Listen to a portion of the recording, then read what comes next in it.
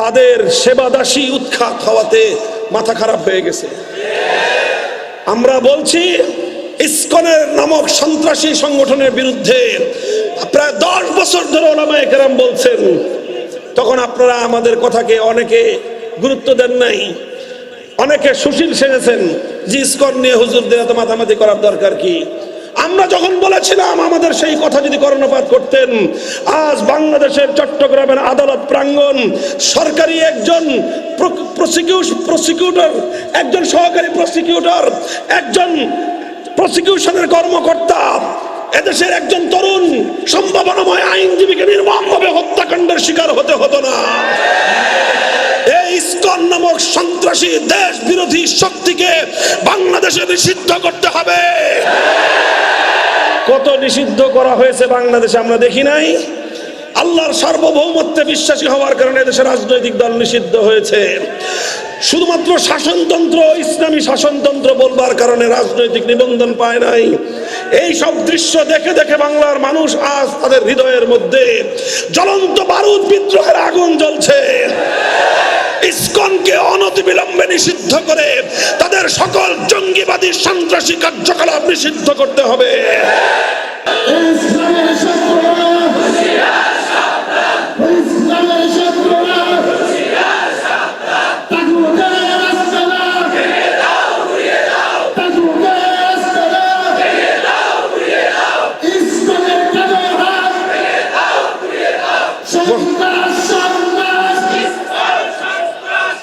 মুহতারাম হাজিরিন, কথা যেটা বলতেছিলাম এই প্রসঙ্গে আমার আলোচনা শেষ। বলতে চাই এখন আবার এই ফ্যাসিবাদ বিরোধী 5ই আগস্টের মহান বিপ্লবের পর, যেই বিপ্লবের 1 ঘন্টার ব্যবধানে গোটা বাংলাদেশের স্বতঃস্ফূর্ত তৌহিদি জনতা, কোনো নেতার নেতৃত্বের প্রয়োজন হয় নাই, কোনো আলেমেরও বক্তব্যের প্রয়োজন হয় নাই, কারো কমান্ডার অপেক্ষা না করে 1 ঘন্টার মধ্যে শাহজালালের পবিত্র বাংলাকে মূর্তির অপবিত্রতা থেকে মুক্ত করে দিয়েছে। আমাদের এই সব কথা হলো মুসলিম জাতির এই জাতীয় স্থাপনাগুলো মূর্তি নিয়ে, আমরা হিন্দু ধর্মাবলম্বী সংখ্যালঘুদের তাদের মূর্তি নিয়ে আমাদের কোনো বক্তব্য নাই। সেখানে আমাদের একটাই বক্তব্য, দাওয়াত, যে দেখো তোমরা শিরকের পথে আসো, জাহান্নামের পথে, একত্ববাদের পথে ফিরে আসো, ঈমান এবং ইসলামকে গ্রহণ করো। এছাড়া তাদের মূর্তির ব্যাপারে আমাদের কোনো বক্তব্য নাই। তোমরা তোমাদের মন্দিরে মূর্তি বানাও, সেই মূর্তি ভাঙার কথা আমরা কোনোদিনও বলি নাই, বলবো না। মুহতারাম বসেন। এখন আমাদের পরিষ্কার একটা কথা হলো এই, আজ এখন বাংলাদেশে একটা সংস্কারের আওয়াজ উঠেছে, একটা সংস্কারের বাতাস চলছে। এই সংস্কারের সময়ে আমরা আমাদের বক্তব্য জাতীয়ভাবে স্পষ্ট ভাষায় তুলে ধরতে চাই। সেটা হলো এই যে সাংবিধানিকভাবে বাংলাদেশকে আল্লাহর সার্বভৌমত্বকে উপেক্ষা করে যে এই যে শিরকি আইন তৈরি করবার যে অভিশপ্ত ধারায় বাংলাদেশের 18 কোটি মুসলমানদেরকে যে বন্দী করে রাখা হয়েছে, আমরা এখন এই বন্দিত্ব থেকে স্বাধীনতা চাই, আমরা মুক্তি চাই। আমরা চাই সংবিধান সংস্কার যখন হবে সেখানে একটা ধারা সংযুক্ত থাকতে হবে, যেই ধারাটা যে কোনো ভাষায় হোক তার সারমর্ম এটা থাকবে যে মুসলমানদের এই বাংলাদেশে আল্লাহর আইনের বিরুদ্ধে কোনো আইন চলবে না, কোনো নীতিমালা চলবে না, কোনো বিধান চলবে না। কোনো বিধান থাকলে সেটা বাতিল গণ্য হবে, কোনো নীতিমালা থাকলে সেটা অকার্যকর বলে গণ্য হবে। চাই সেই নীতিমালা জাতিসংঘের হোক, চাই সেই নীতিমালা সার্কের হোক, চাই সেই নীতিমালা দেশের ভিতরের অথবা বাইরে হোক, আল্লাহর কোরআন এবং নবীর সুন্নাহ বিরোধী কোনো আইন, কোনো নীতি বাংলার মাটিতে চলবে না।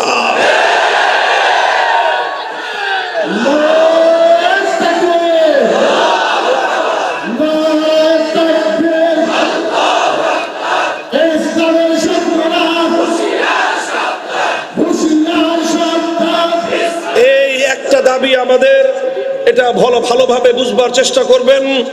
রাষ্ট্র রাজনীতির সঙ্গে যারা জড়িত, আমাদের দাবি পরিষ্কার, আমরা এটা চাই। আমরা মনে করি 5ই আগস্টের বিপ্লব এই দাবি উত্থাপন করার জন্য বাংলাদেশে অনুকূল পরিবেশ তৈরি করে দিয়েছে।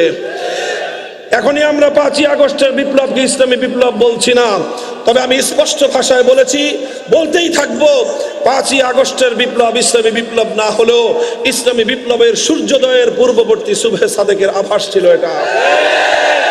শহীদ আবু সাঈদরা যেভাবে বুক টান করে জালিমের বুলেটের আঘাতকে বরণ করে নিয়েছে বক্ষে, লক্ষ লক্ষ শহীদ আবু সাঈদ বাংলার মাটিতে জন্ম হবে ইনশাআল্লাহ।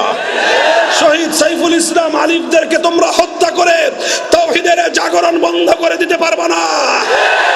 আজ বাংলাদেশে ঢাকা বিশ্ববিদ্যালয়, প্রত্যেকটি পাবলিক এবং প্রাইভেট বিশ্ববিদ্যালয়গুলো থেকে আমাদের সন্তানেরা একত্ববাদ এবং তাওহীদের চেতনা নিয়ে রাজপথে নেমে আসছে। বাদ ভাঙে জোয়ার স্তব্ধ করে দিতে পারবে না ইনশাআল্লাহ। কোন মাদ্রাসার ছাত্র? আরে এগুলো তো রিজার্ভ ফোর্স।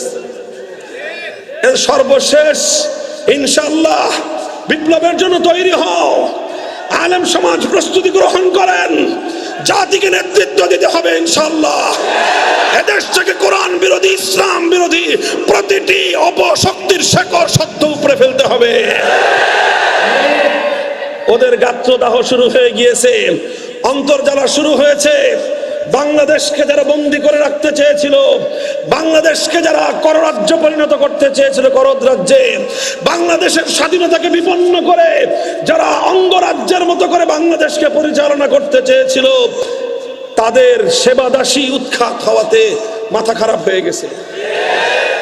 আমরা বলছি ইসকনের নামক সন্ত্রাসী সংগঠনের বিরুদ্ধে প্রায় 10 বছর ধরে ওলামায়ে কেরাম বলছেন। তখন আপনারা আমাদের কথাকে অনেকে গুরুত্ব দেন নাই, অনেকে সুশীল সেজেছেন যে ইসকন নিয়ে হুজুরদের এত মাতামাতি করার দরকার কি। আমরা যখন বলেছিলাম, আমাদের সেই কথা যদি কর্ণপাত করতেন, আজ বাংলাদেশের চট্টগ্রামের আদালত প্রাঙ্গণ সরকারি একজন প্রসিকিউটর, একজন সহকারী প্রসিকিউটর, একজন প্রসিকিউশনের কর্মকর্তা, এদেশের একজন তরুণ সম্ভাবনাময় আইনজীবীকে নির্মমভাবে হত্যাকাণ্ডের শিকার হতে হতো না। এই ইসকন নামক সন্ত্রাসী দেশ বিরোধী শক্তিকে বাংলাদেশে নিষিদ্ধ করতে হবে।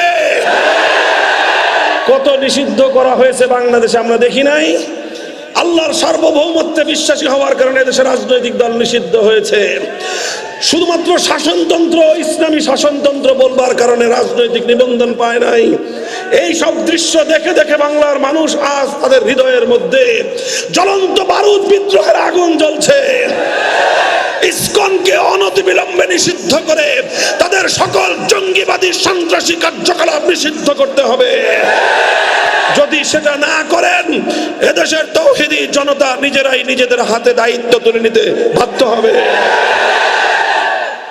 ইনশাআল্লাহ আমরা সকল সংখ্যালঘুদের জান, মাল, ইজ্জত এবং ধর্মীয় স্বাধীনতার নিরাপত্তা দেওয়ার গ্যারান্টি দিচ্ছি। এদেশের আলেমরা বেঁচে থাকতে, এদেশের ইসলাম প্রিয় ইমাম সাহেবান বেঁচে থাকতে, এদেশের ধর্মপ্রাণ মুসলমানরা থাকতে, এবং আলহামদুলিল্লাহ আমাদের রাষ্ট্র এবং প্রশাসন সকলে মিলে সকল সংখ্যালঘুদের জানমাল শুধু নয়, তাদের ধর্মীয় স্বাধীনতা, তাদের উপাসনালয়গুলোর নিরাপত্তা আমরা নিশ্চিত করব, দায়িত্ব নিচ্ছি ইনশাআল্লাহ। কিন্তু সন্ত্রাসী কার্যকলাপের মাধ্যমে বাংলাদেশে তাওহীদের আলো নিভিয়ে দেওয়ার কোনো চক্রান্ত হলে বরদাস্ত করা হবে না। আমরা স্পষ্ট ভাষায় দাবি তুলতে চাই, বাংলাদেশে হিন্দু সংখ্যালঘুদের সঙ্গে বৈষম্যের আচরণ করা যাবে না। বৈষম্যের আচরণ মানে হলো তারা যা পায় তাই দিতে হবে। 10 টাকা পালে 10 টাকা দিবেন, 5 টাকাও দিবেন না, আবার 20 টাকাও দিবেন না। আমরা দেখেছি বাংলাদেশে তাদেরকে, এবং বিশেষ করে সুপরিকল্পিতভাবে পার্শ্ববর্তী রাষ্ট্রের অনুগতদেরকে নানাভাবে প্রশাসনিকভাবে, রাষ্ট্রীয়ভাবে আশ্রয় প্রশ্রয় দিয়ে বিভিন্ন গুরুত্বপূর্ণ জায়গায় তাদেরকে বসিয়ে দেশটাকে অকার্যকর করার পায়তারা চালিয়েছে তারা। আর সেই অভিশাপ এখন বাংলাদেশকে কুরে কুরে খাচ্ছে। 2 দিন পর পর বাংলাদেশের বিপ্লবকে ব্যর্থ করে দেওয়ার পায়তারা চলছে। তাওহীদি জনতাকে আমি বলবো, যে কোনো উপায়ে বিপ্লবের পক্ষে রাজপথে নিজেদের অবস্থান ধরে রাখবেন ইনশাআল্লাহ। মুহতারাম হাজিরিন, বলছিলাম এক আল্লাহর প্রতি আনুগত্য এবং আল্লাহর প্রতি আন্তরিকতা থাকতে হবে, আল্লাহর নবীর প্রতি আন্তরিকতা থাকতে হবে, মুসলমানদের যারা শাসক গোষ্ঠী তাদের কল্যাণকামিতা করতে হবে, জনগণের কল্যাণকামিতা করতে হবে। আমরা বিগত শাসক গোষ্ঠীর কল্যাণে যেটা মনে হয়েছে তাদের কল্যাণ হবে সেই কথা বলতে আমরা দ্বিধা করি নাই। এমনকি লেডি ফেরাউনের মুখের উপরে আমরা সেই কথা বলে দিয়েছি যেই কথায় তার কল্যাণ ছিল। আজকে ডক্টর ইউনূস সাহেবের অন্তর্বর্তীকালীন সরকারকেও আমরা চোখে আঙ্গুল দিয়ে সেই সকল দৃশ্যগুলো দেখিয়ে দিতে চাই, যেই সকল কাজগুলো করলে তাদের কল্যাণ হবে, সেই কল্যাণকামিতার পথে যেন তারা পরিচালিত হয়। আল্লাহর রাসূলের পক্ষ থেকে দায়িত্বপ্রাপ্ত হয়ে সেই দিক নির্দেশনা আমরা তাদেরকে দিতে চাই। আর বলেছিলাম আওয়ামী লীগের কথা বলবো, ওই কথার থেকে এই কথায় চলে আসছে। আওয়ামী লীগের সমস্যা যেই জায়গাটায়, যদি আবার কোনোদিন বাংলাদেশের রাজনীতিতে ফিরে আসবার স্বপ্ন দেখেন, একটা জিনিসকে সংশোধন করে আনবেন, সেটা হলো বাংলাদেশে আলেম ওলামা এবং ইসলামপন্থীদের রাষ্ট্র ব্যবস্থা ইসলামকে প্রতিষ্ঠার এই চেষ্টার বিরুদ্ধে আপনারা দাঁড়াতে পারবেন না। আওয়ামী লীগের সবচেয়ে বড় সমস্যা হলো এই, হুজুরদেরকে মোল্লা হিসেবে সম্মান জানায়, হুজুরদেরকে ইমাম হিসেবে হাদিয়া দেয়, খতম পড়ায়, তোহফা দেয়, কিন্তু সেই হুজুরই যখন কোন অন্যায়ের বিরুদ্ধে বলিষ্ঠ কণ্ঠে কথা বলে তখন সেই হুজুর মামুনুল হক হয়ে যায়। তখন আর দেখতে পারে না, কয় যে এই হুজুর বেশি কথা কয়। তোমরা হুজুরদের মুখ থেকে শুধুমাত্র তোমাদের চাটুকারিতা চাও। মনে রাখবে, যারা সত্যিকার আলেম জীবন দিয়ে দিবে, ফাঁসি কাস্টে ঝুলবে, কোন অত্যাচারী স্বৈরাচারী তাগুতি শাসনের চাটুকারিতা করবে না। সামনের দিনে বাংলাদেশের রাজনীতিতে ফিরে আসতে চাইলে এই চাটুকারিতার পছন্দনীয়তা বাদ দিয়ে আসতে হবে। আলেমদের কাছ থেকে সংশোধনমূলক কথাগুলো শুনবার মতো অভ্যাস গড়ে আসতে হবে।